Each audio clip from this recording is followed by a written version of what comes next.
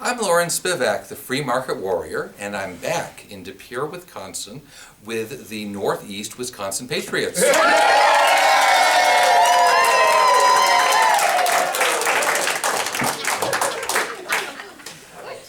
I told them I was Facebook friends with the Packers.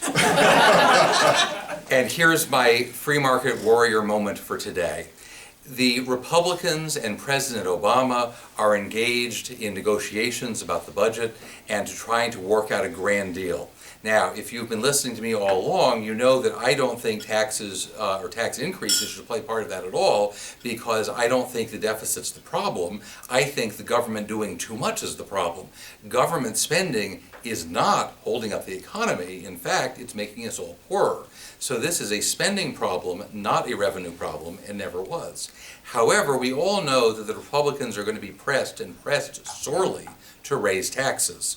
And there is one area where I think they not only could afford to give in, but it actually would be beneficial for them to give in, and I would go so far as to say they ought to insist that any tax increase include closing this one loophole, and that is the deductibility of state income tax. The fact is that when you allow taxpayers to deduct state income tax against their federal income tax, you're subsidizing the high tax states by taking money away from the low tax states.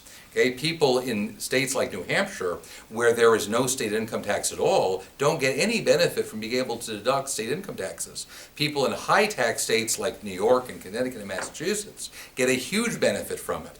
It allows those liberal, high-spending states to spend even more, because the burden that ought to go on their taxpayers and their voters is borne by other taxpayers in other states that don't get to vote on their taxes. And moreover, it is, in the same regard, a subsidy that takes money away from Republican states and gives it to Democratic states. People who want their state legislatures to have lots of services and spend lots of money ought to pay the entire burden themselves.